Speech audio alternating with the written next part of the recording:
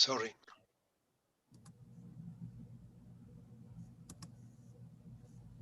Okay. Just remember to mute your microphone when you're not speaking. Otherwise, we can hear background noise. Okay, we are officially live on YouTube. There are 3 minutes to 11 o'clock, so let's just give it a couple of minutes for the audience to join in. I am posting the link to the YouTube video on the Zoom chat for everybody, and then I'll be sharing that through social media as well.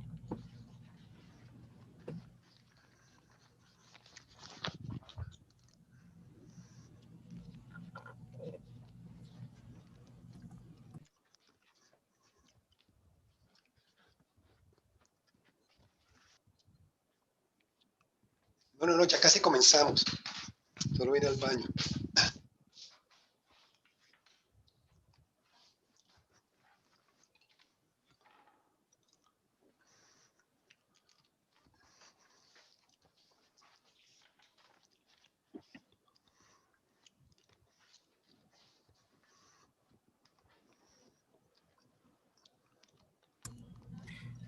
Federico, would you like me to message you questions through the Zoom chat, or are you going to be keeping an eye out on the YouTube chat? Like, what's best for you? Yeah, thanks, Patricia. I'm gonna follow the YouTube chat. Okay. Don't worry. Okay, gotcha. Thanks. I'm about to post a message now, like an introduction there. Okay. Thanks. Perfect.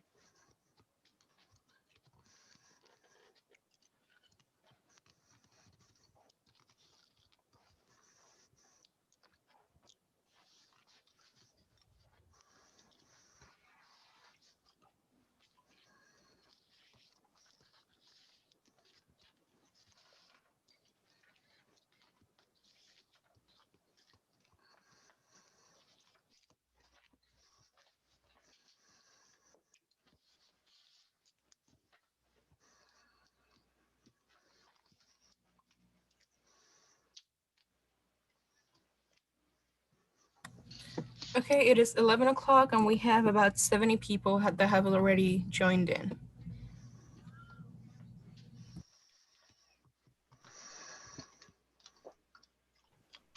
Wow, that's a great launch, even before the hour. Let's wait one more minute for the people that are trying to get themselves through the system, and then we'll start with Carlos as well.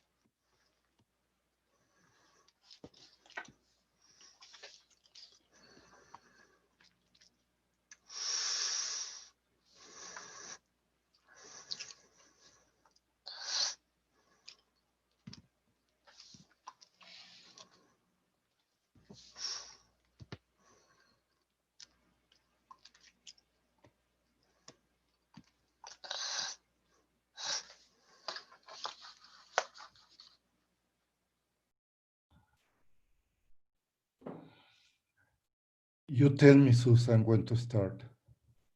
Okay. Hello, and thank you for attending this important event to discuss the book, The Case for Degrowth by George Cali, Susan Paulson, Giacomo de Alisa, and Federico de Maria. My name is Carlos de la Torre, and I am the director of the Center for Latin American Studies at the University of Florida. As you probably know, our center is the oldest in the United States, and it's turning 90 in this February 2021, next February, sorry. and we will have a series of events to commemorate the center's 90th anniversary. Our center has been a hub of critical development studies, and this volume that we are discussing today continues with that tradition.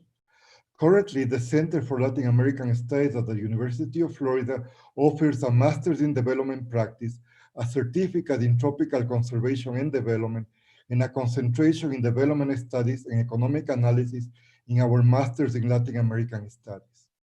Major scholars of critical development studies have directed the center in the past.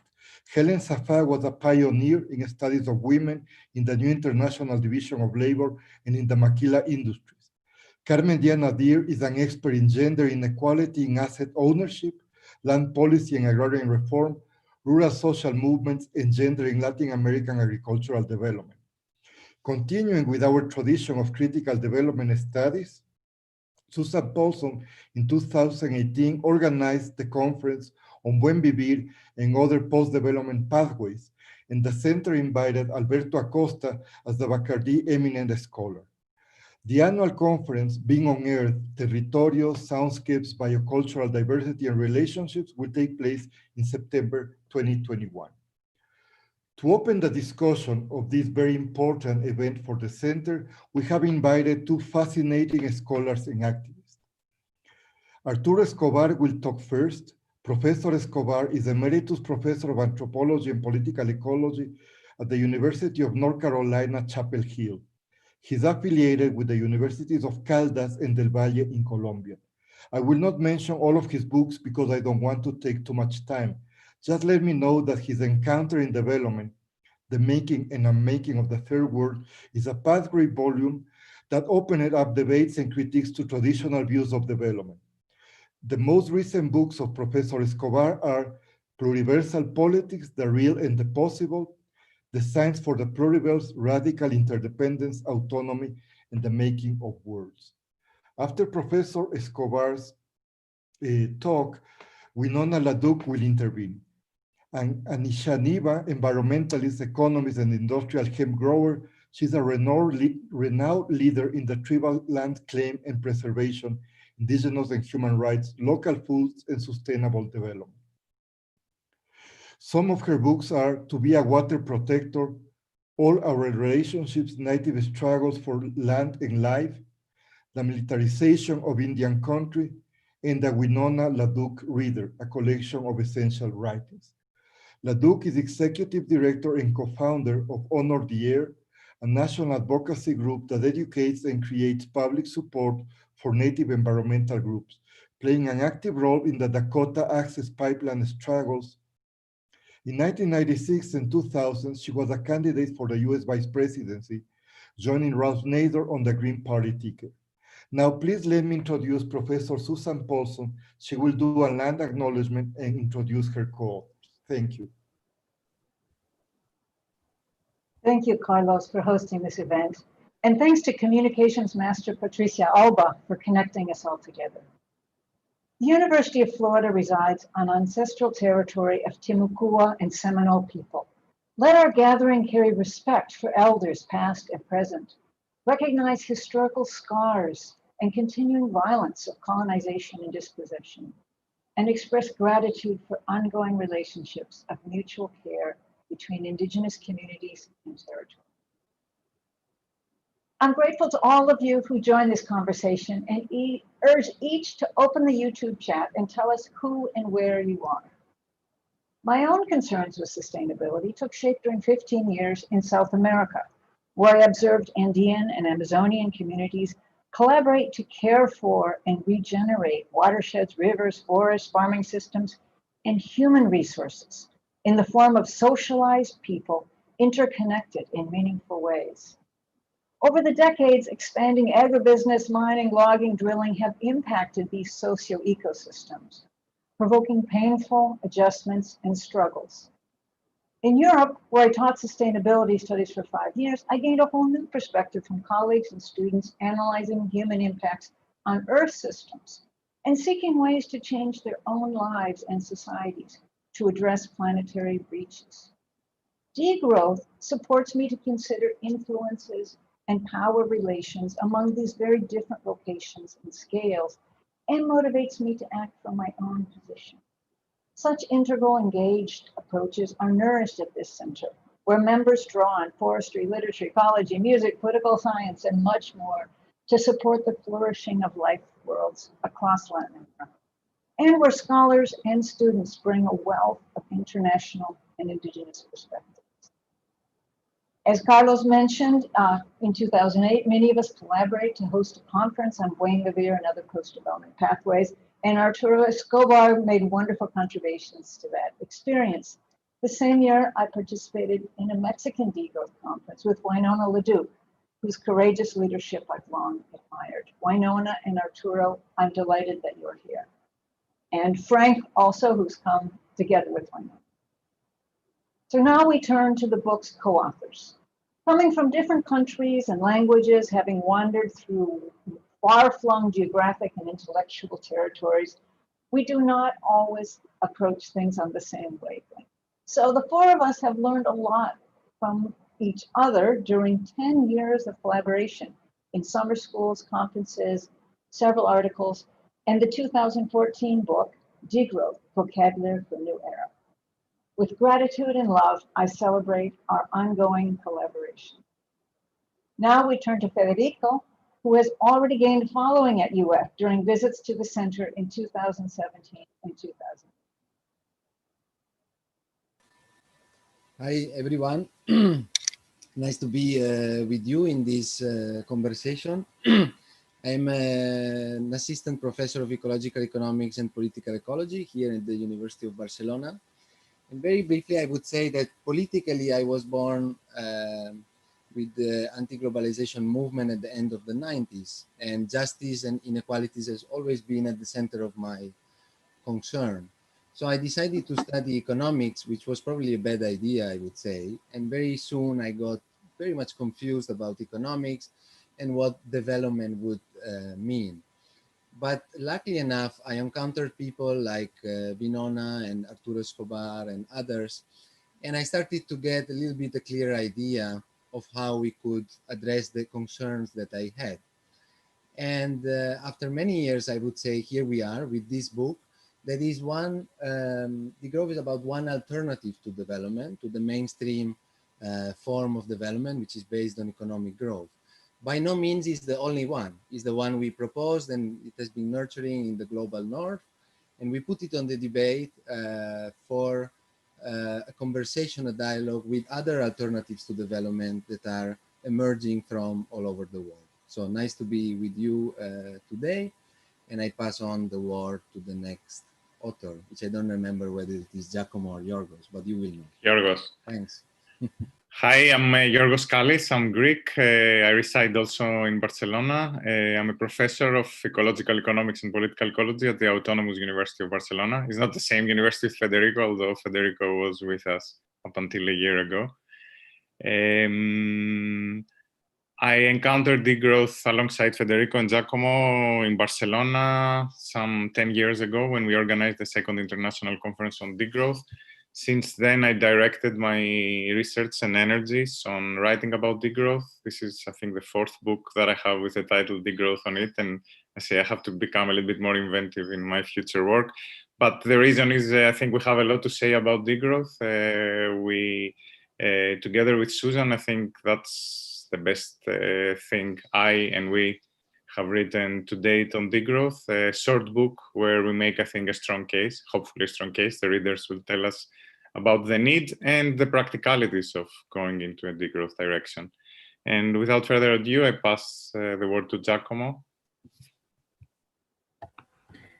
Thank you to everybody, to the listener, to the host of this great launch in USA. I'm very proud to be part of this group discussing with Winona probably and Frank and Arturo our book. Basically, I have been working in Barcelona for 10 years, but then I moved to Coimbra, and now I'm based at Center of Social Studies in the University of Coimbra, where I work on commons and how commoning can be a path toward degrowth. Degrowth somehow is a challenge to the to center the flourishing of life on caring and not on personal and material accumulation and greed. This challenge, basically, this is what we are trying to pass in the book, affects the personal, the communal, and the political, and how they are interrelated, articulated, and performed. In this book, I agree with Yorgos, we try to do our best, and thanks to Susan, probably we did to communicate fluently what are our not only personal change that we claim for, but also the political challenge that we face in order to have a more sustainable and just society. Without further presentation, I'm very proud to pass the words to Arturo Escobar. Thank you for accepting our invitation, Arturo. Thank you, Giacomo. Good morning or afternoon to everybody who is here with us today. Thanks, Susan, Yorgos, Fede, Giacomo. Thanks to Carlos for the welcoming from the center, to Patricia for the support, to Frank, and special greetings to Winona for her inspiring work and struggles of so many years that she's conducting as we speak, as maybe we'll hear about in a moment when she comes in. And I'd like to divide my comments in two parts. The first part is about the book itself, and the second part, as the authors asked me to do, is to place the book in the context of some Latin American debates at present. And I'm going to do it around two ideas: that the book is a praxis, what we could call a praxis for transitions, and a praxis for transitions against terricide. The terricide is a second idea. It's a concept that most of you probably haven't heard, but one that I find that enables me to highlight the stakes of the book in a particularly powerful way. So to start with the book, and I'll just say one thing in praise of the book. We were not invited to praise the book, but I want to do a praise of the book, is that I was really amazed at how much the authors were able to accomplish in this very short book, because it is a short book. And in my mind, this happens rarely, and it happens when practitioners at a given craft are working at their very best, as this is the case for this book, and especially as a collective work. So it really is an amazing work in many different ways. And a couple of comments about the book then.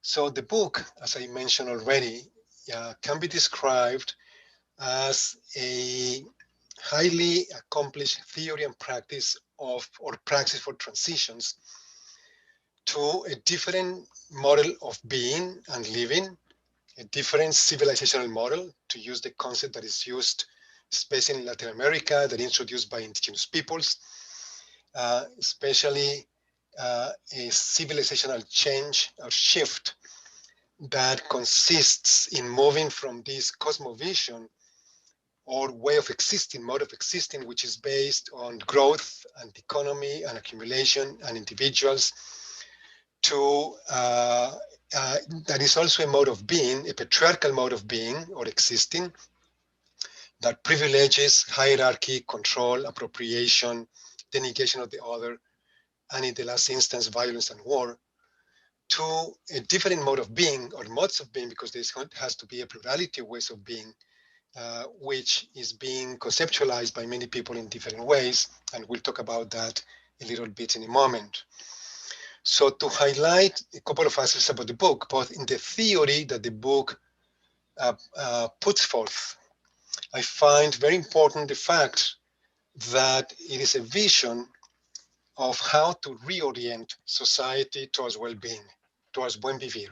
And there's a key concept in the book, and I think it's one that is very important that for us to keep in mind, is a refounding. What they are proposing is nothing less than a refounding of society based on a refounding of economics and economy, or the way of understanding that we need to understand the economy in a different way, So hence, we need a different economics based on that different understanding of the economy. And second, in terms of a practice, the practical aspects of the book, that the book is also amazingly enlightening in terms of giving us elements and tools for thinking about transition to degrowth in an organized way. That is something that needs to be organized. It's not going to happen spontaneously, obviously. It needs to be organized. That we need to think about how societies can become slower by design, as they put it, and through concrete policies, programs, and interventions. I also find very interesting the concept of the co-evolution, as they describe it, the co-evolution of personal, communal, and political practices on the one hand, the co-evolution of institutional and policy practices, the co-evolution of ideas and mobilizations, so that this is a very dynamic view that they have given us of how we're going to be not only fleshing out the theory of degrowth, but also, and most importantly, the praxis of degrowth itself. Okay, so in my second part, I think I have about 5 minutes left. I'd like to begin by highlight the stakes of the book. So the stakes are very high. And one of the most interesting concepts that I found recently to highlight those stakes, one of the most powerful concepts is the concept of terricide. This is a concept that was introduced a few years ago by the indigenous, the movement of indigenous women from Buen Vivir, the Movimiento de Mujeres Indígenas por el Buen Vivir, which started in the Wallmapu in the south of Chile with the Mapuche women mostly struggle, but has extended and become an important concept and struggle, an organizing principle for the struggle in the world today.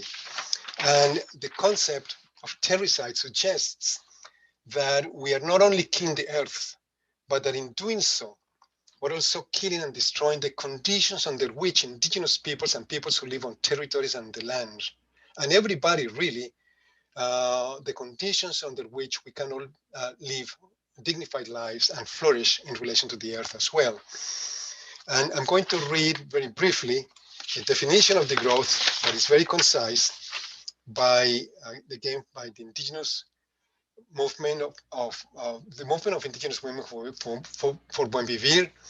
And the definition says as follows: we define the terricide as the killing of the tangible ecosystems, the spiritual ecosystem, and that of the pueblos and peoples and of all forms of life. Confronted with the terricide, we declare ourselves to be in permanent struggle, resistance, and re-existence against this system. We summon all people to build a new civilizational metrics that embraces Buen Vivir as a right. Buen Vivir implies the retrieval of harmony and reciprocity among peoples and with nature. We have agreed on the creation of the movement of pueblos or peoples against Buen Vivir, against terricide, I'm sorry. And this is from the declaration. You'll find it in English as well. It's the only thing that is in English, I think, on the internet.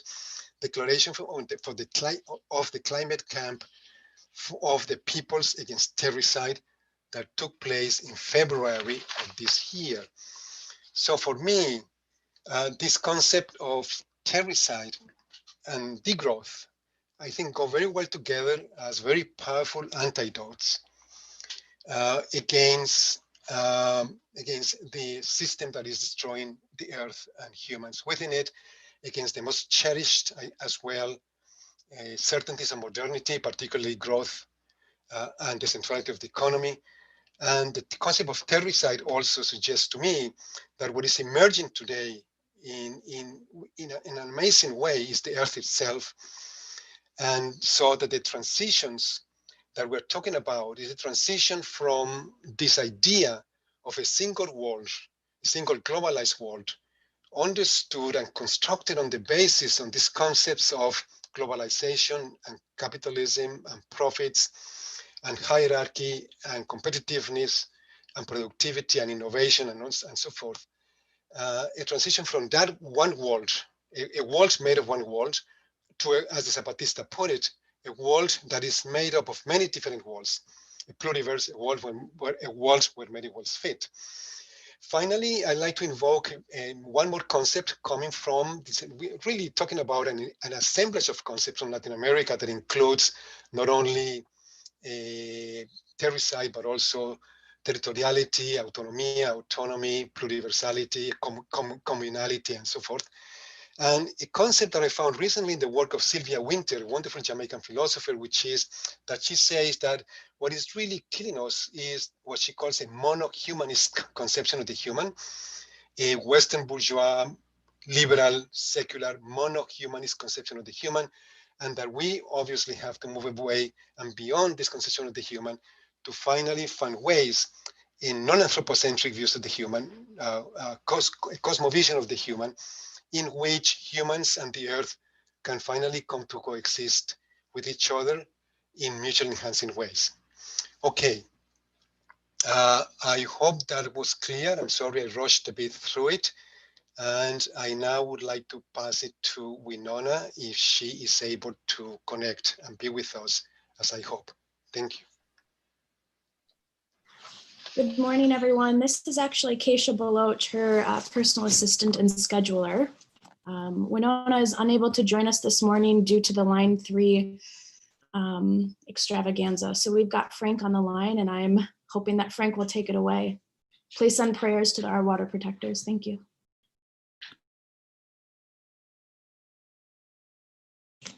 You are muted, Frank. Thank you.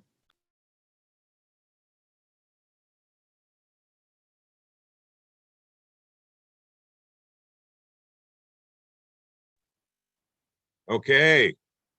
All right, you can hear me. Miigwech, I'm sorry that Winona can't be here right now. I know she wanted to be. I can tell by all the conversation that I'm listening to. And she's obviously an active participant trying to help degrowth the big tar sands oil in Canada and trying to prevent, the other drastic things that are happening as a result of climate change and what those impacts are for those of us who are on the ground who grow our own food and other things. One of the things that I thought was interesting about the way Arturo was describing things with the transition model and really how to reorient society is what we're trying to do right here. I think, and Winona and other people, we think this pipeline could be the very last big petroleum pipeline battle here in North America. We still have, I shouldn't say North America, but at least in the United States. Canada can do what they want. But I think the pipelines are going to stop here in North America. I think the way the electrification and things like that have been going on have really taken off, and people are switching on their own. They don't have to be persuaded, because in part of what we're concerned about, the capitalist model still looks to try to figure out how to be ahead of us and take advantage of whatever those things are. Here where we live, it's very interesting when I hear the word terracide and I think about land. We're at the top of the North American 3 of the 4 watersheds right here in Minnesota. And the Chippewa, I'm a member of the Minnesota Chippewa tribe as well as Winona. We're enrolled at White Earth Reservation. The Chippewa are people of the canoe, people of the water, people of the falls. We've always been people of the water. And so we're also woodland Indians. And so when I listen to, what's going on in other countries, I see that they're facing the same kind of dilemmas that we have. Fortunately or unfortunately, we have treaties with the United States. And what we've found is that as you look back on the records, we were very clear in the beginning that we had to have access to good resources, the fish, the wild rice, the maple syrup. All of those are high quality water demanding resources. You have to protect the water. If you don't protect the water, we don't think you can protect the rest of the planet. And so we see this as the critical start point of protecting the upper Mississippi River, where our resources are, and where we believe everybody downstream also wants us to protect those same resources, because ultimately many people drink from the Mississippi River, and ultimately many people rely on water for transportation and other things. When I think about how we were taken over back after the treaty times, the first thing they did was started creating and building dams to float the logs downstream. All of our world changed. They clear cut all of the forests. It made the rivers so that they were just full of dead logs floating down for the sawmills and things. And so I'm aware of the same thing still happening today in Latin and South America, and it's sad in that respect.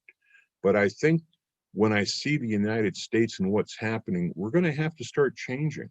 And that's what Winona talks about is, you know, how we're going to reorient our society away from these fossil fuels. And so she's an active participant. I mean, she's an active participant in the agrarian side of this, and in the climate change side of this, and in the physical defense of our resources right now here in northern Minnesota. And so I'm very thankful that she's out there, you know, standing up and bringing people in and making sure that we can try to protect our environment, because what's going on right now is completely unnecessary. I appreciate your time today, and if there's questions later, I'll certainly be available to talk, but I know that there's other important people here waiting to say things. Thank you very much.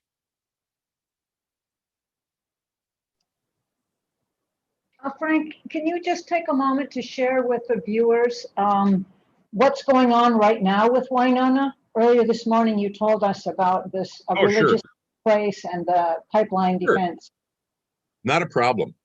So as we got closer to the end of the permitting by the Corps of Engineers and by the Minnesota Pollution Control Agency and things, one of the things, you know, Winona's high up in our religious practices with the Medewan religion. And so she is very cognizant of how the Creator might call you. And she went out and set up a spiritual lodge out on property. I'm not sure where the property is, but we have a property that's adjacent to the pipeline route so that we don't have a problem with trespass on our property. We're allowed to be where we are.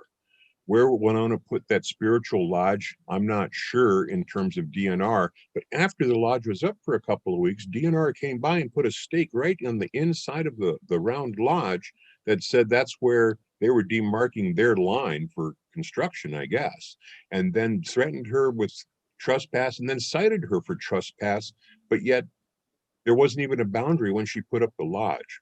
And so today, Winona and other people were out there again today at that lodge. That's a Medewan lodge. That's where we would go and have a prayer or some other kind of a spiritual discussion, either with the Creator or with the other animals around us, to make sure they understood why we were there and why we would need their help. And so, you know, Winona's doing the very frontline work right now, and she might be getting arrested, and we'll find out about that shortly. Later today, Honor the Earth, I'm an attorney that works with Winona. We're filing another brief in the Court of Appeals. I mean, we are fighting every single front we can.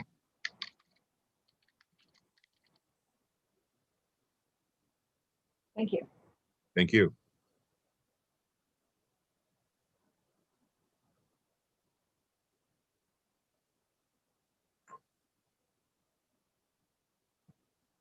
Now we're going to go. Now we'll turn to open up the conversation to participants all over the world who have joined us through YouTube. Federico, would you like to introduce the debate? Yes, great. Thanks, Susan. So we are more than 250 people from all over the world, from Bhutan, Bolivia, Ecuador, Panama, Norway, Sweden, the Netherlands, Spain, UK, all over the US and Canada and so on. So it's great to be with here today. You can raise, we want this to be an open conversation more than a classical question and answer session. So you are most welcome to share your thoughts and comments and ideas and doubts, even questions in the chat. It would be nice if you say your name and where you are from, and if you want any of the specific speaker to engage with your question. So I'll start with the first one. I'll be facilitating with the help of Susan. And there was a comment in the chat asking whether we knew the work of Jason Eckert. So I want to ask Yorgos if he can address the question of how is this book different from others book on degrowth or similar topics. So Yorgos, please, you have the floor. Yeah, we are in a, I mean, we are happy to see, I mean, the four of us have been working on degrowth for for 10 or 12 years now. And at the beginning, it was a little bit, not lonely, it was never lonely. We were always a big community, we had our conferences. But let's say in the Anglo-Saxon, Anglo-speaking world, we had an uphill battle to do to make degrowth known. And within the last year, we've had 4 books, apart from ours, published with the title Degrowth in it, which, I mean, we haven't changed the world yet. We haven't won the battles Frank and Winona are struggling with, but at least at the intellectual level and the academic level where we are, it's a little bit of a comfort to know that the discussion, the conversation, and the argument is picking up. Jason is someone who wrote an important book this year. Vincent with Anitra Nelson also wrote a very important book. Matthias Feltzer and others wrote a book about the growth in social movements. And of course, we've written in the past. I had a book last year also on degrowth, a little bit more of a textbook for students type of book. There is a lot of things written. We think what we did, the 4 of us, is a little bit different in some important senses. And I think the important sense is, and I think it would be nice if we explore that a little bit today and also hear what Arturo thinks about the effort we did. But our effort was a little bit to go one step further than diagnosing the problems of economic growth and diagnosing the disasters of economic growth, which of course it's the starting point of our book too. And interestingly, I think we approach this a little bit differently. Rather than saying that economic growth destroys the environment and necessarily is limited, we start by highlighting something that we thought hasn't been highlighted enough, and it's how much Western societies are sacrificing, they are sacrificing their societies, their public infrastructures, their commons, and their environments to maintain a few decimal points of economic growth that they are getting harder and harder to squeeze, because we have huge economies now. And for these economies to grow 3% is not the same. A small economy of 10 people to grow 3%, it's okay. But like the huge economies that the US has right now, or Europe, the EU has right now, to grow 3% each year is getting more and more difficult. And we are saying, in the altar of this false god of economic growth, to maintain that false god satisfied, we are having health systems cut down, austerity, educational systems that it took us so much to build demolished. And an incredible amount of debt that is just standing in the pockets of those who have stocks, an incredible amount of debt just to keep the system floating, released, and creating all sorts of other problems, from inflation of housing prices and people kicked out of their rents and houses, so that the people who have stocks and wealth in the stock exchange, and they get the money from the debt and the quantitative easing to buy these houses. So we're having a societal and environmental collapse to appease the god of growth. Now, what we do a little bit differently in this book from others, I hope, and it's not competition here, but I think we did something, is to try to articulate a little bit how could we imagine a transition to something akin to degrowth. It doesn't have to be degrowth in the name of degrowth, no, but the kind of transitions we are talking about here. And in particular, how do we articulate, as Giacomo said, the personal, the communal, and the political or the state type of interventions? How do we articulate the protests that Frank talked about right now? And they are not only in the US, of course, they're taking place all over the world. They are taking place in Europe, and they are taking place in Latin America, and they are taking place everywhere, no? How do we articulate these protests with the fact that there are people who are creating new commons and creating alternative economies as we speak, and living differently as we speak? And how do we articulate that with political movements and ideas that there are out there for doing things differently, progressive policies to speak so, with, for example, Green New Deal, which is a progressive policy, although it has also its problems, no? But how do we articulate these 3 spheres? And I think that's a difficult task. Very difficult to do it within 20,000 words that we had for this book, but at least we are trying to pose the right questions about this articulation. Wonderful. Yeah, there's a lot going on there. I'm going to share a wonderful question from Caden Paulson-Smith that I think Giacomo can start answering it, and I hope that Arturo will have something to say in the front too. And the question is, could you speak to the relationships between decolonization and degrowth?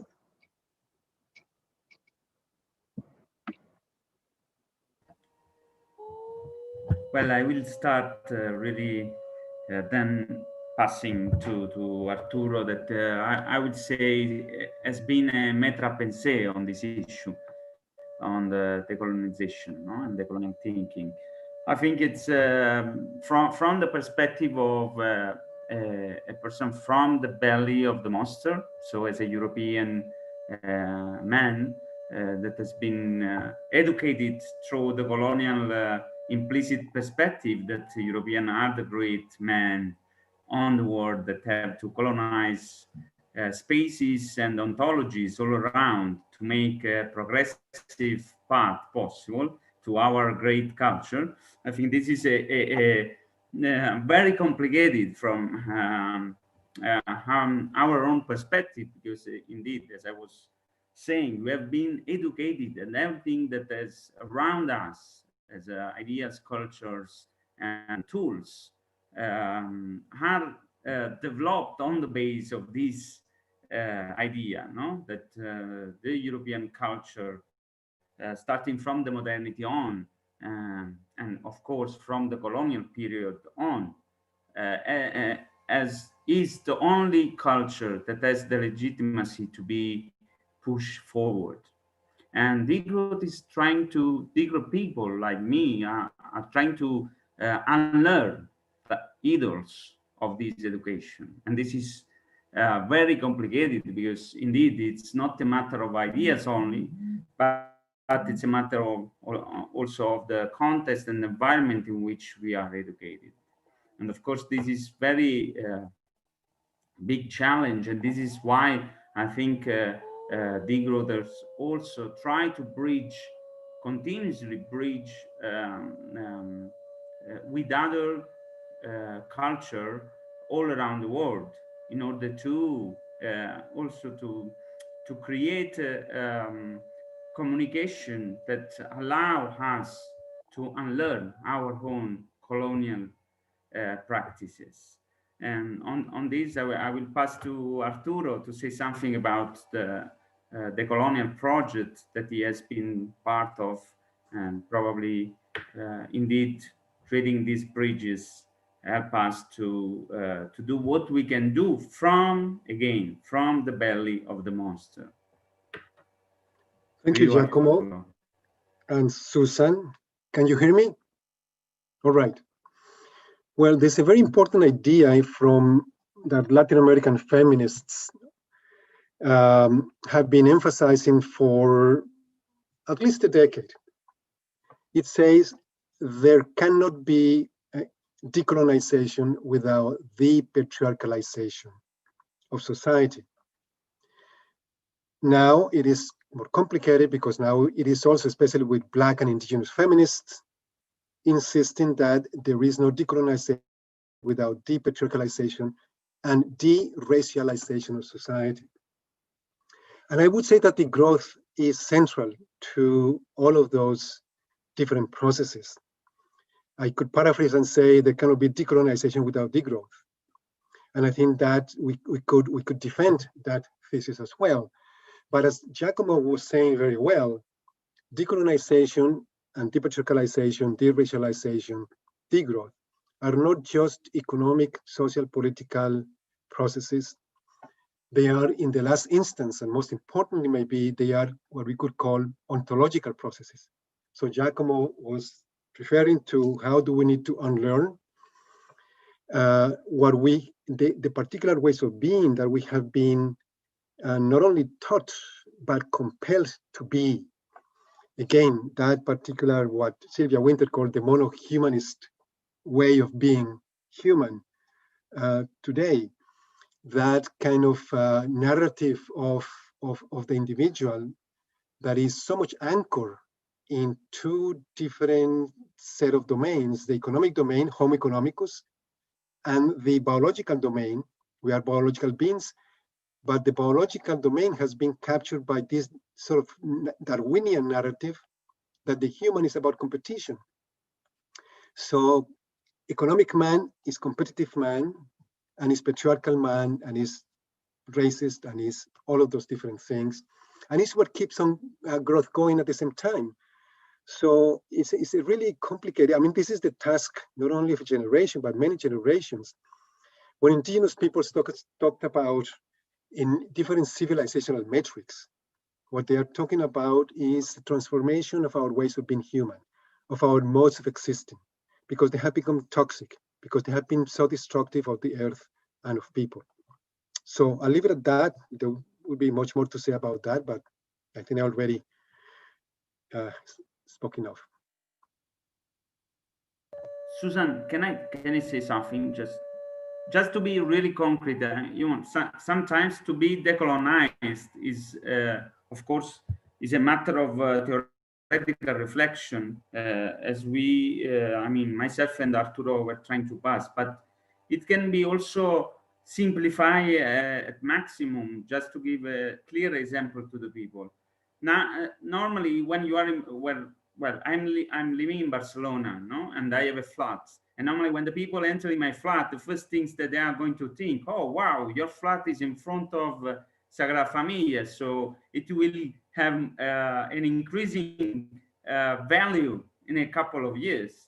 They will never think about, oh, okay, you are going to stay here for all your life, no? And you are building your community here. So this idea of colonization means that now, for example, in Barcelona, when a friend of you come in your house, they are thinking about the flat as a value, as the value that you can take out of it in a couple of years. But we would like to see a different common sense coming out. This is the colonization. No? The people come back to think about the house as the place where you live and you connect with your neighborhood and where you build your own society and the life where you want to stay. And it's not to come back to a common sense in which house is part of our dignity.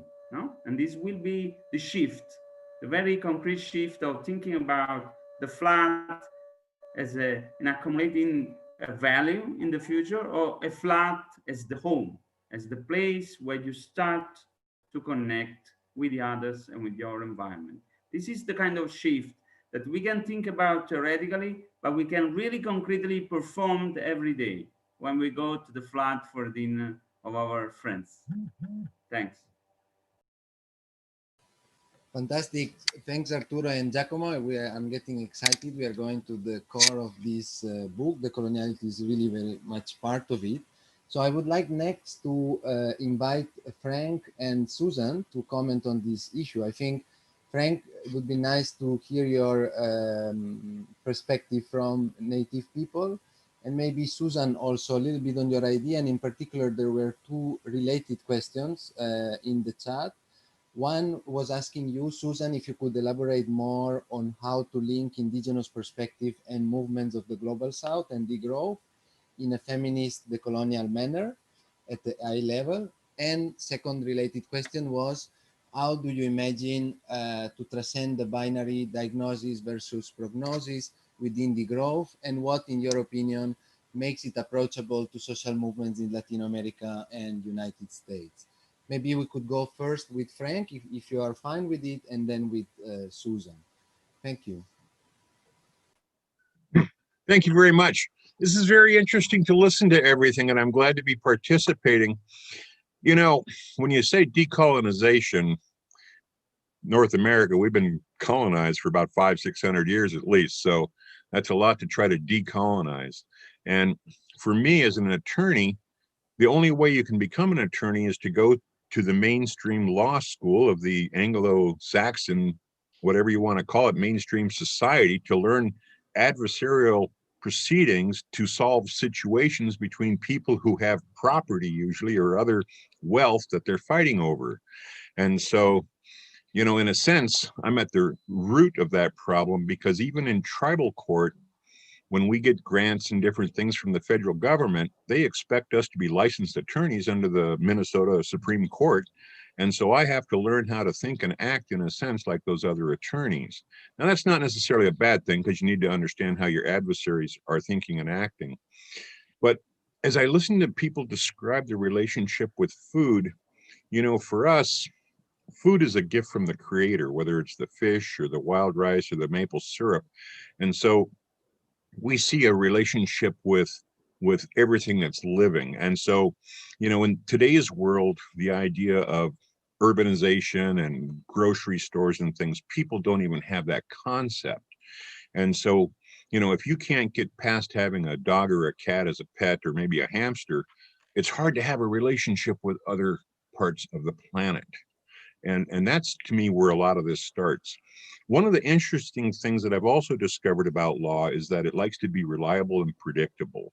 And so what we've done here in White Earth Reservation and through our 1855 ceded territory, working with the rights of nature, is we've created what we call the rights of monoman, or rights of wild rice.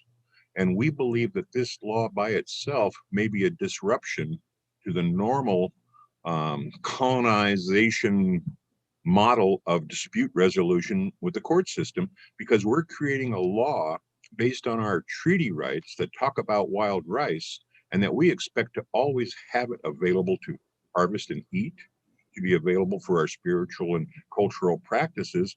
And so it may be that the defense of wild rice may be more important, or as important, as the defense of water. And we may find out that talking about people and bad air and other things may be secondary. It's hard to understand where you can put that crowbar into the legal system and find environmental justice. But that's really what we're trying to do, is figure out how to do that. And one of the things that we found out just in the last 5 years, and I say found out because we have a lot of struggles, is that our treaty rights, because they predate the Constitution of the United States in some cases, and also the way the Constitution is set up, if the United States Constitution doesn't mention that laws apply to Indians, then they may not apply to us at all.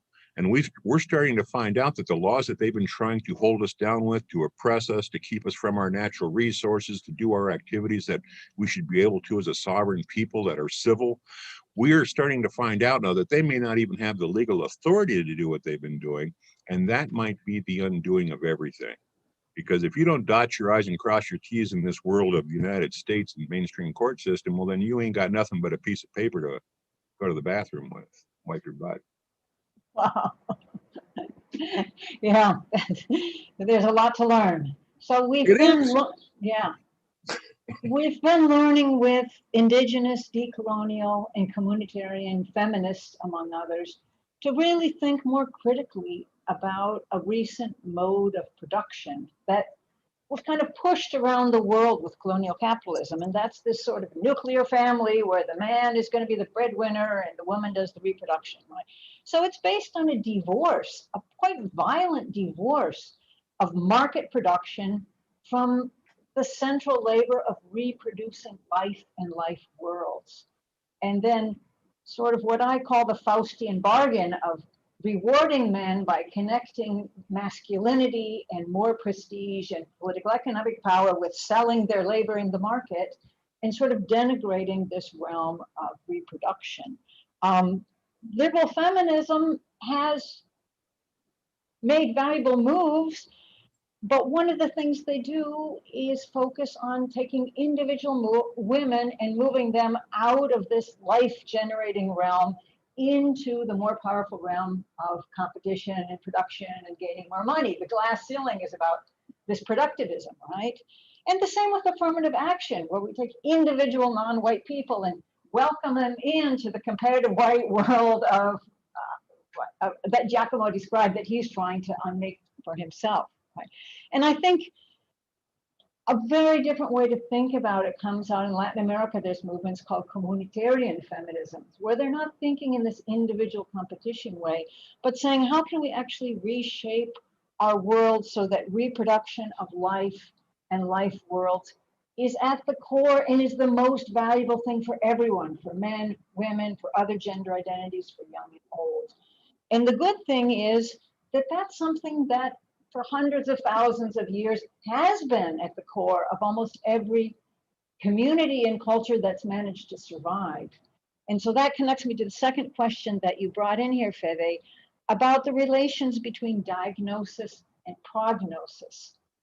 And we work in sort of different levels in analyzing the political, economic, technical problems in growth economies.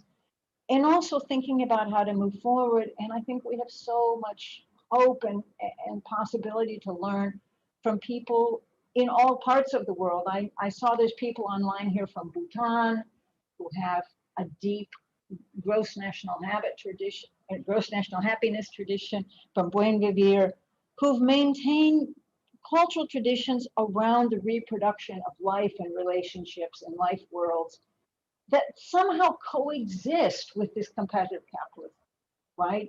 I mean, they managed to figure out how to keep both parts alive, and I think we have a lot to learn there. And when we think about prognosis, about how we can move forward. So great questions. Thank you.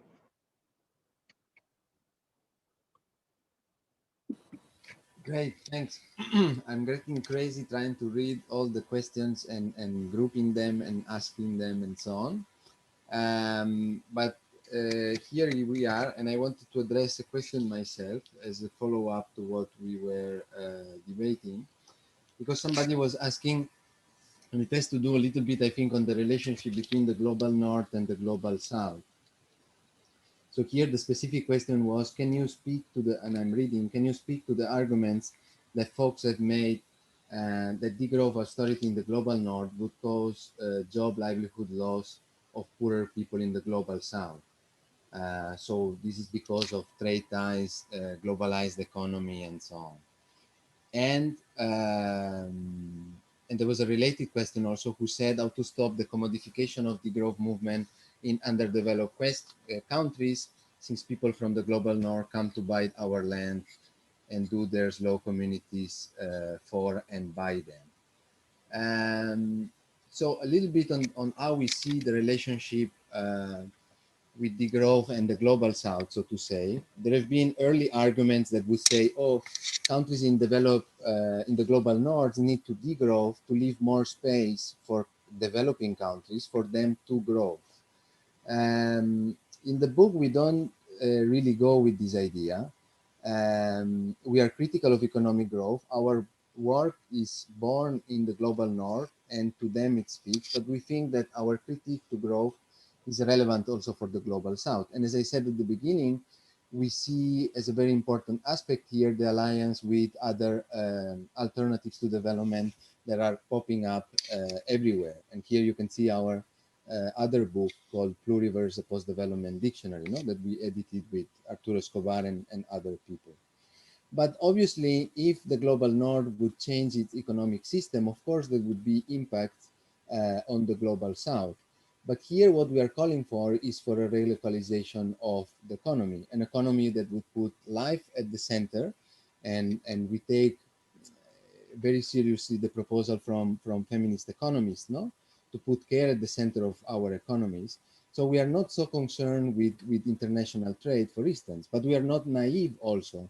We are aware that there is an international economic neoliberal order that has been implemented, for instance, through international economic organizations like IMF, World Bank, and so on and so forth. And one of my students asked me recently, why do World Bank and IMF have such a bad reputation in Latin America? Well, for all the problems that they created. So we are advocating for a different international economic order. Obviously, in any changes that you have in an economy, you have winners and losers. But if you want, we are very much in favor of a relocalization of the economy. And I think what we want to put at the center is that currently, people in the global south bear the costs of economic growth in the global north. And things, for example, of environmental justice struggle, like Frank was mentioning before in the US. You might have seen our environmental justice atlas, where we have mapped and documented more than 3,000 conflicts all over the world. So our idea would be that if in the global north, we move towards something that would look like a degrowth society, this would be very much beneficial for people, especially for poorer people, also in the global south. So having said this, I want to pass on the word to Yorgos and Arturo. And here I'm trying to group together a series of questions, okay? So I would summarize it as I think people are asking for your thoughts on larger debate on capitalism, socialism, and since we are discussing this in relation to Latin America, to debates, for instance, on extractivism. So first I'll raise a couple of questions to Yorgos and then to Arturo, but I'm mentioning them all together because they are related. So to Yorgos, Rosa was asking, can you highlight 3 possible articulations between green growth and degrowth trajectories? And then second, Dirk Philipsen from Duke University was mentioning at the beginning that he sees as the systemic problem a growth-centered predatory capitalism. And last, Alfonso Matas was mentioning that as capitalism, and I'm reading, as capitalism happens to be, is degrowth based on a new economic theory? Can you please explain? And this would be referred to Yorgos. And then there were 2 other questions which were related, but I'm raising them to Arturo. One would go as the following, and it says, do you think extractivism in the 21st century socialist states is radically different compared to China extractivist model, for example, a relationship with Ecuador and Venezuela? And if so, does it lend to degrowth? And second, Karin was asking how the degrowth movement is trying to change the consumer habits. No, sorry, this is not the one I wanted to read. One I wanted to read is the following. Are there socialist, communist, global coalition networks promoting this model of degrowth when we veer in anti-extractivism, anti-imperialism efforts, or is it only indigenous, an indigenous political platform? So I would be grateful if Yorgos and Arturo can comment on this question. Thanks. Thanks for the question. Listen, degrowth is a discourse that it's opposed to green growth. Let's say to the idea that we can have continuous GDP growth and reduce environmental impact or reduce carbon emissions, etc. There is a huge debate there. I don't think any of the 2 sides are easily convincible. But I think at least in this book, we're trying our best to keep it as short as possible and make as strong an argument as possible. We have some frequently asked questions at the end of the book where we explain why we think green growth is a bad proposition.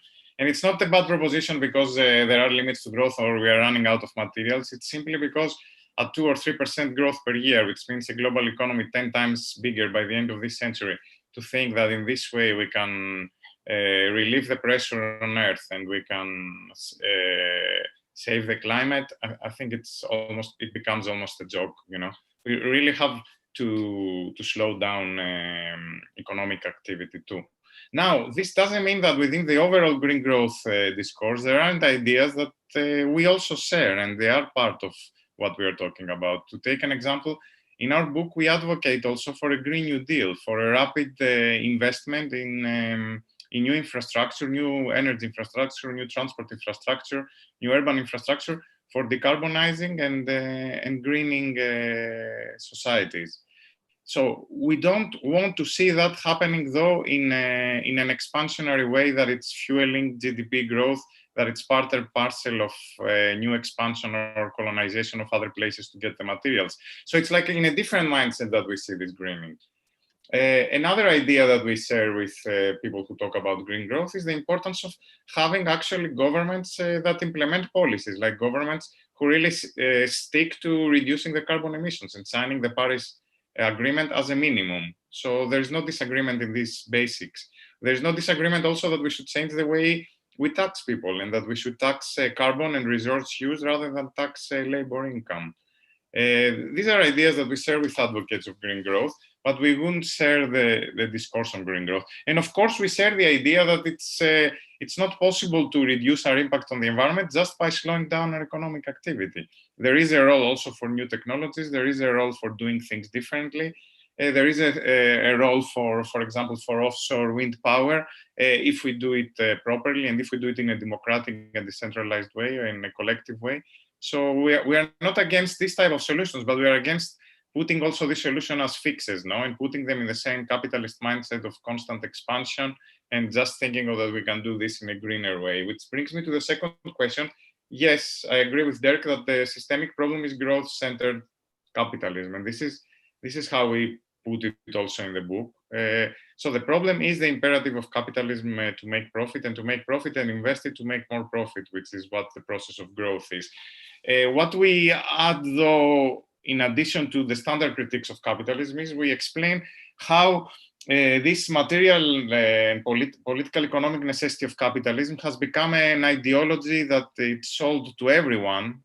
So the idea that it's sold is not work hard, so if you capitalists are going to make more money and then invest it to make even more money. No, the idea is work hard so everyone gets better together, and that's the idea of economic growth. So it's the idea where the interest of capitalism is sold as an interest for everyone.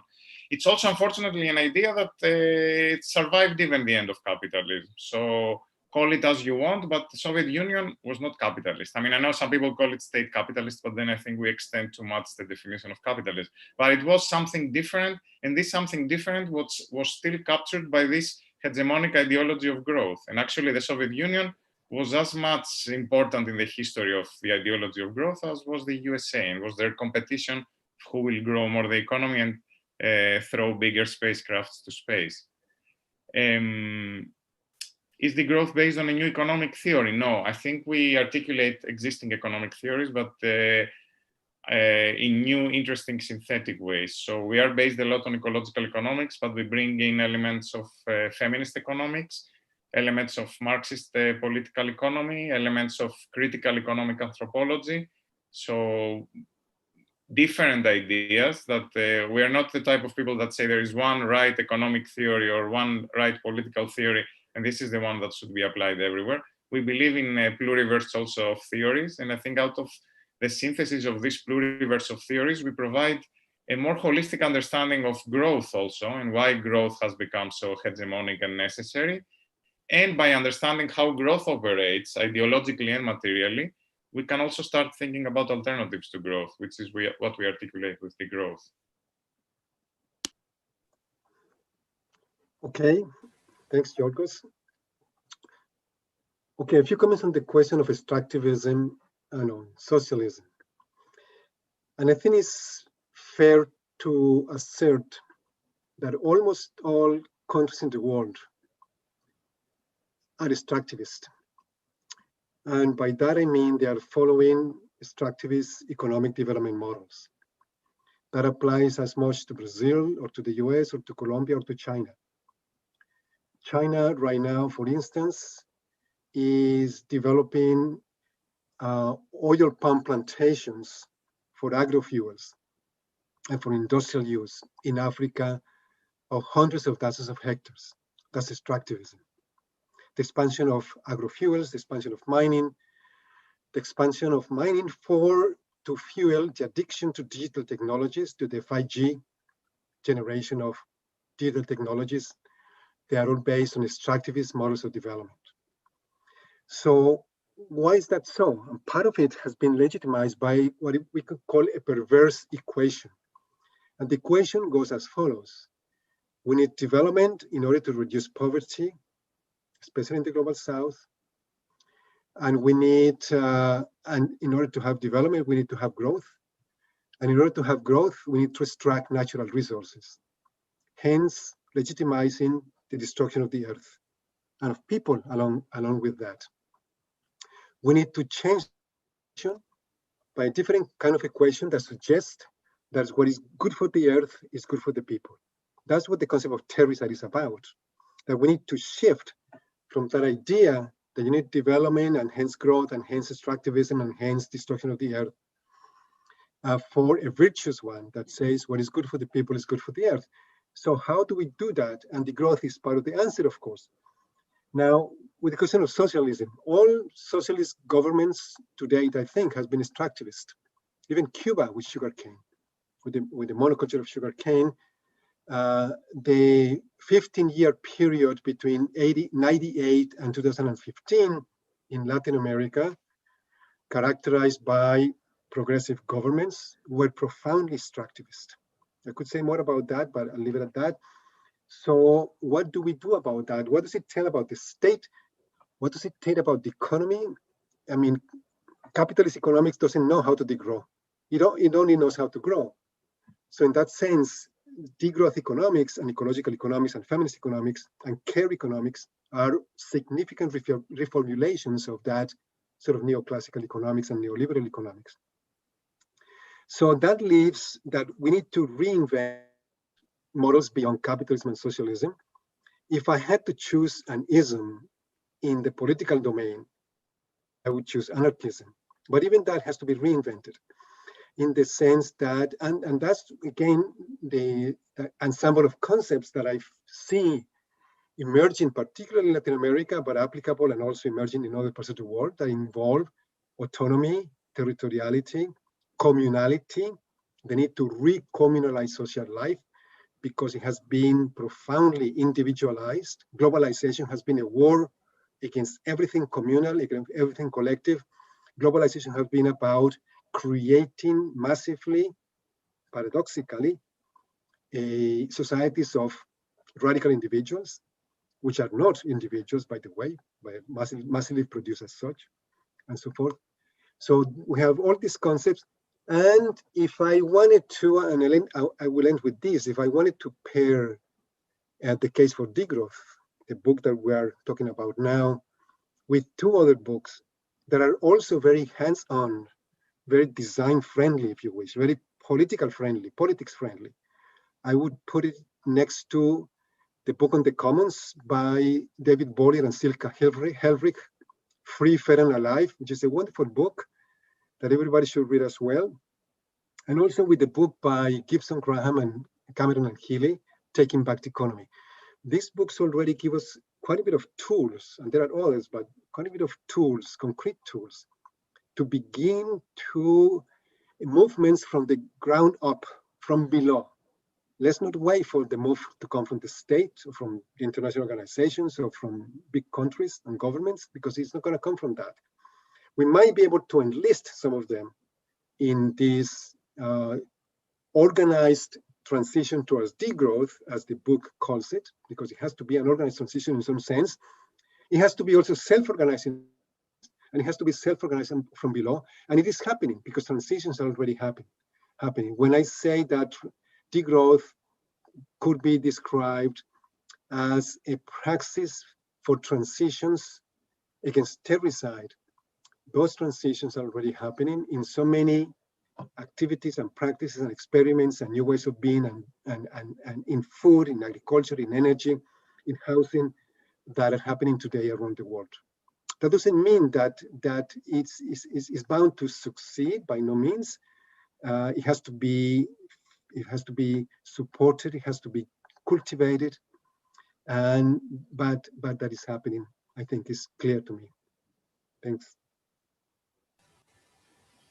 Fantastic, Yorgos and Arturo. Thanks a lot for these thoughts. I think here we are at the core of what the book is all about, as Yorgos said before. The book tries to address the issue of how. How are we going to do it? What has to be done? Who is going to do it? And so on. So I would like next to go Giacomo, and exactly on the question of how, and more specifically on the political strategies that we put forward in the book, because this is very much aligned with what Arturo was already saying. And let me read the questions that we got from the chat that are related to this issue. The first one is, what will it take to implement degrowth? Are there case studies we can refer to? Can we do this work inside the government, or will it require powerful outside organizing? And then related, there was a question which asked, is there a degrowth movement inside academia? Do you know anything specific, examples or initiative? And then one more, can we please talk about how to build coalition with normal people who don't know or use much of the jargon that gets used in degrowth circles? So I would like Giacomo to address this question on the political strategies, and maybe afterwards, if Frank also feels to comment on this issue, and then I will ask next to Susan to go and maybe tell us a little bit more on care economies, which is something that is very much discussed in the books. So this is next, and if anybody has more questions or comments, please do feel free to ask them, to raise them in the chat in YouTube, because I think we only have half an hour left, so we are running towards the end. Thanks. Giacomo, please. Well, thank you, Fede. Thank you to give me this very complicated question. Indeed, political strategy are part of a community, so I can just delineate what we thought about here. Sorry to the people that can listen noisy when I'm speaking, but I cannot avoid it. It's a matter of my computer. I hope that you still can clearly understand what I'm saying. I will start from the last point of how we connect with the populace. That I think Ashley Colby raised this question, and I connect this with with something that I was referring before when we talked about myself and Arturo about decolonization, and I gave a very simple example about house. No, we know. At least the people, and now I'm referring the people that we live in Barcelona, that, for example, the eviction has been a great issue in Spain in the last decades, and the movement for the house as dignity, or house as a home and a right, has been very powerful in Spain. Yeah, it's not by chance that, for example, in Barcelona, the mayor came from this social movement, no, against the platform against eviction. And this is the way in which we think that it's possible to connect theoretical reflection with really everyday needs of different group of people in our society and the place where we live.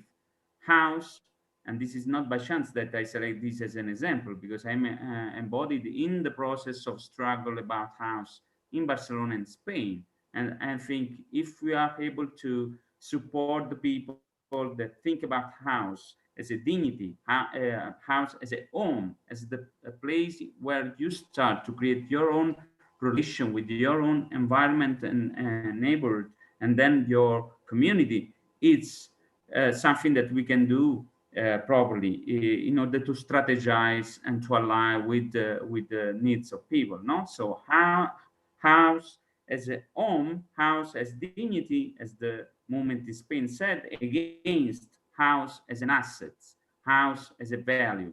This is the way in which we suggest to create alliances, is to build upon common sense that are creating in the struggles. This is what we also want to clarify. No? We have a political strategy to propose to people, but at the same time, it's not a simple revolutionary without, conflict as a frank. And Winona now, no? Winona now is on the front line of a struggle, and probably some of us will be in the future, tomorrow, and whatever, no? But we can connect with the needs, playing with common sense in different contexts. House can be an example. But I want to saying something about this idea of common sense is very important to as a tool to discuss how we think about strategy, because what we're proposing is exactly an articulation between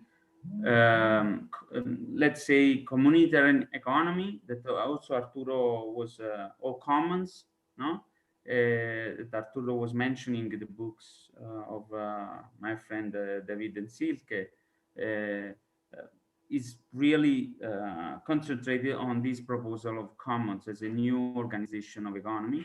But at the same time, I think when we participate in these commons as a new mode of production, then we create new common sense that need to be regulated to the political arena. And this is how we think that the everyday practices that we are part of need to be translated in political policies too. And so again, we can give a simple example of how in Spain a progressive party was born out of the struggle, the Indignados movement, the Occupy streets back in 2010, 2019.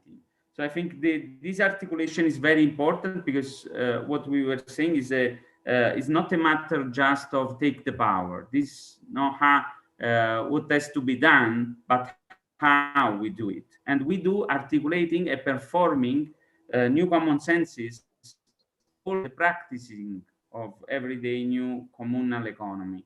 And then when we are able to, because of some events that help us and help us to leverage our enter in the municipal government or regional government, then we can again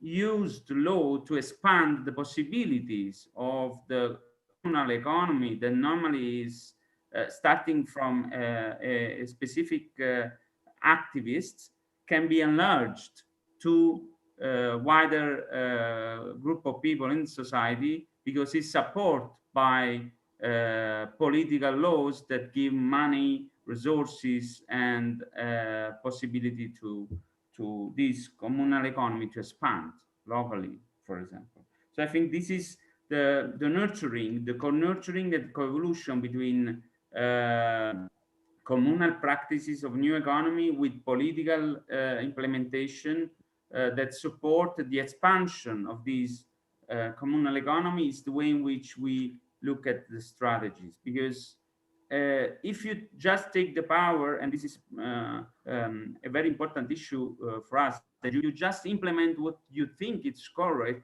you risk to become very, how to say, oppressive government. And this is what we want to absolutely to avoid. We want not just to take power because we know what is correct and then we implement because we have take the palace. No, the hustle to the palace of power was successful. We want to be nurtured through the new common sense that are flowing thanks to the new communal economy, commons that are a new mode of production expanding all over the economy. And this is the way in which probably we think we can avoid that the state apparatus or the political arena will perceived as an oppressor, no? Because we co-evolve and we co-nurture through our practice also the changing of the policy institution. Well, I will stop here, Fede. Thanks for the questions. Wonderful, deep answer, Jacopo. You always make me think, make other people think too. That's good. First, I want to recognize there's hundreds of people around the world on live YouTube now, which is magnificent in every continent, all kinds of countries and conditions. I see that some people are sharing ideas, links to your websites, links to your publications, things you're writing. Please continue. It's a great space to find fellow travelers and connections there. I'm just going to take a moment to address several of the questions that came up about care. Care is something that's been in the news this year more than it has, I think, in my lifetime, right? People were talking about caregiving, children aren't at school, so there's new challenges, and a lot of talk about professional caregivers in the healthcare world, right? At the same time, in this vital realm, there's still a wealth of practices that aren't commodified.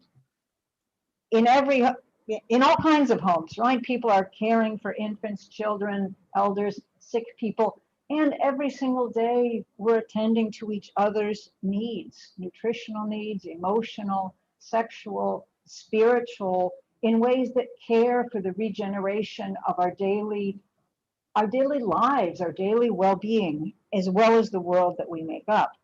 So in a society where money is an overarching measure of worth, there's a problem because unpaid care is not appreciated, it's not empowered, it's not rewarded, and that creates all kinds of problems in romantic relationships. We hire the weakest people to do care work because that work's not valued. Another problem is that the desperate push for all of us to sell our labor, 40, 50, 60 hours a week, leaves very little time and energy, mental, emotional energy, to exercise care. So how can we rearrange this is really a trouble. For decades, some feminists have been thinking about how can we commodify housework and childcare and sort of the state or someone pays that would maybe move that into the more valued realm of the GDP, which again, it may help individual people, okay, but it doesn't really do what we're after, which is reorienting society around care, rather than drag care workers into this place where the GDP counts, and so that you're important for doing that work.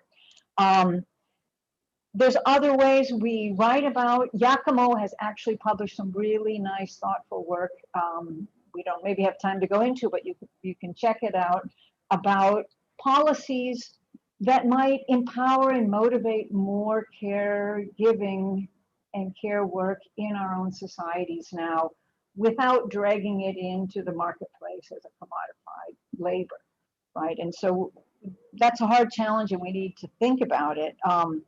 I'm going to leave you with that, but the good thing that I wanted to say is that each of us can practice changes this minute, this day, by caring for each other, by being more aware that making and remaking our worlds are about those acts of care, that's the most important thing to do. And so for me, it's a really liberating and empowering move. I'm seeing a note here that it looks like maybe Winona has arrived on the scene. Is that right? So maybe if it's possible, is Winona in line here? Patricia, can you clarify this? I just see a note. No?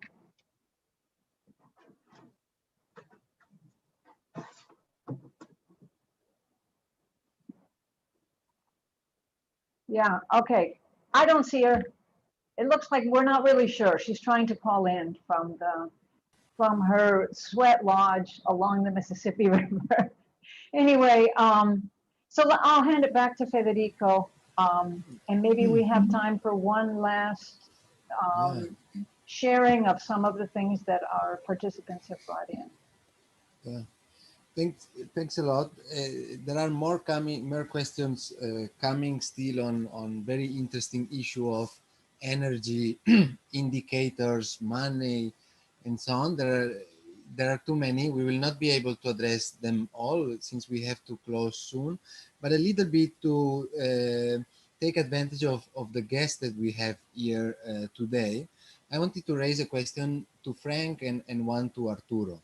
And to Frank, I wanted to ask, well, if you wanted to comment on the issue of political strategy. I know what you do, for instance, is very much related to energy policies, for instance, in the struggles in which you are in. And also I wanted to ask him a little bit what you think about degrowth and whether you think it speaks as a word to your struggles, no? For instance, very often we think that degrowth is an impossible word for Americans because they are bound to think of growth, no?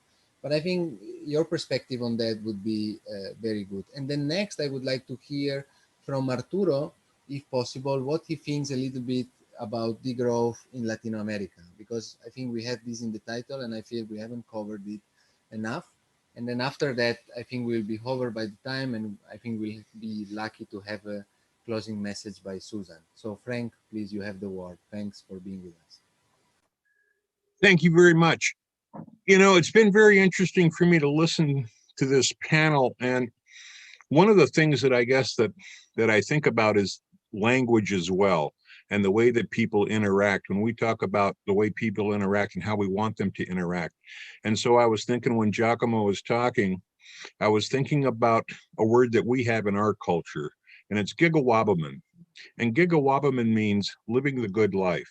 When we say goodbye to each other, we are hoping for the best for our friends and our family. We want to have a good society out there. We want to have everybody having food. We want to make sure that the young people have partners for marriage, that it's a safe society, that they're getting education. And so then I was thinking about, you know, the Spanish culture, and the greeting for goodbye is adios, God be with you. I mean, it's the same kind of a thing. It's wishing the best for people you might not even know. And we don't do that in a capitalist society. You know, when you talk about political status and things, the haves and the have-nots, we're not concerned about those other people we've been talking about in a poverty society. It's hard. And so in reality, I think about Studs Terkel, and he was a economist and a worker person and all. And you know, really what we're trying to do in my mind isn't socialism necessarily, but maybe it is, where we don't have a 40-hour work week. We have a 36-hour work week when we have more people working, or we get to a 32-hour work week when we have more people working. Because what we're talking about is, if you think you got to have 70 hours to survive, well, then you're not living. You got to have time to live. If you're not living, then money doesn't make any difference. And so we've got this puzzle upside down. And so we do have to reorient ourselves in that sense, where when we talk about degrowth, it is a slowing down. We can't all compete for the same percent of GDP. It's not available. I mean, we don't have to pretend there's 300% GDP available and everybody gets 100% in three parties, because you can't have it. So there's only so many resources. And you know, here in the United States, sometimes, and maybe even South America and Central America, sometimes having too much land available makes people think that they can take advantage of too many circumstances. And I think that's part of the problem here still in the United States and North America and things like that. I'm reminded of some of my relatives that I met a long time ago in Germany. And, you know, that place has got such little resources that if you want to call yourself a hunter, you have to keep your gun in some kind of like an armory. You may not be able to even keep it in your home. And if you want to go hunt, you have to be a member of a club that has land and animals, or you don't even have the right to hunt. And then when they do go out hunting, the part that I thought was the most interesting is that they try to shoot the deer that has the twisted antlers, because they know that that's the weakest part of the gene pool. So they're already looking at this puzzle of not having the resources and access to the ways of interacting the way that people used to. And I think that's really what's missing from our world. You know, you can blame it on urbanization and capitalization, but if you don't go out and commune with nature, and if you don't see what's out there, you're not going to be concerned. Arturo. Thank you, Frank. That was a wonderful answer. And I think it goes well with what I'm going to say about Latin America. Well, maybe one very abstract statement. Growth and growth economies are part of the forces of occupation of people's life experiences and territories. It's so clear in Latin America. Let me give you a couple of examples from Colombia.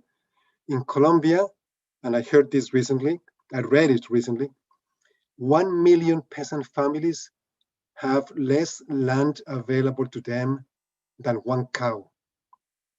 The land is there for cattle, and 1% of landholders control about 80% of the land. A great part of that is cattle and agrofuels and mining. In the last 4 years, 300,000 hectares have been cut mostly from the Amazon rainforest in Colombia to introduce 500,000 heads of cattle. So these are cattle, agrofuels are strategies of occupation, of territories, and also of ontological occupation. Is one way of being, one way of seeing life that occupies and destroys sometimes. Another way of being, one that is more centered on self-sufficiency, on autonomy, on integration with the earth, as Frank was saying, on dwelling, as opposed to just having a physical house, as Giacomo would have it, and so forth. So growth hasn't benefited most people. I think it's a complete misconception to say that degrowth is good for the North, but not good for the South.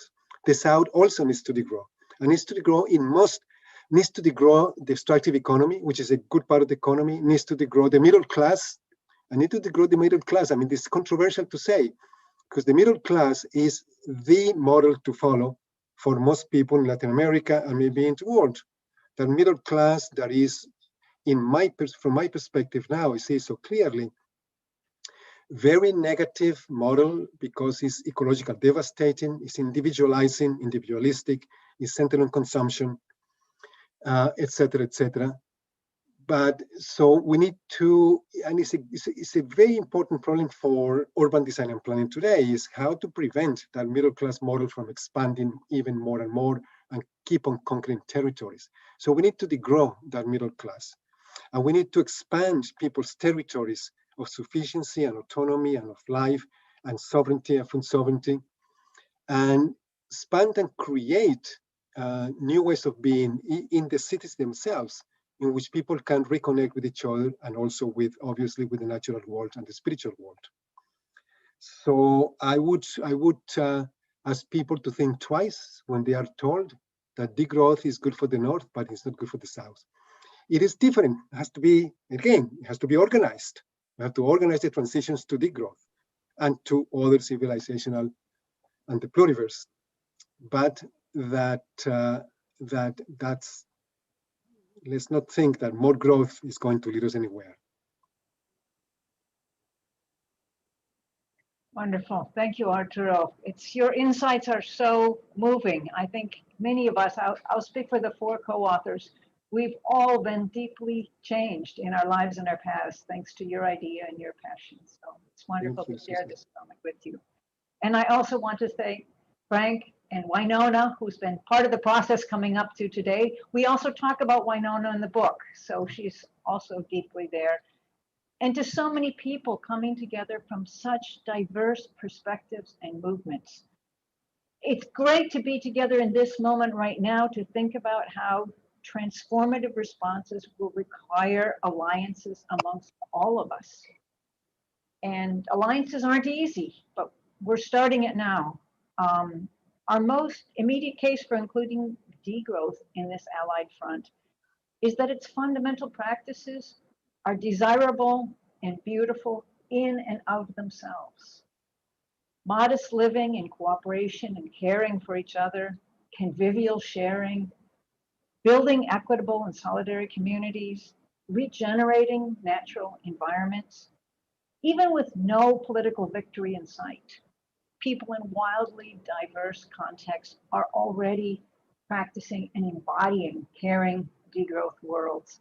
And I think all of us have moved along that path today, and I wish you well on your continuing journey to each of you. Thank you.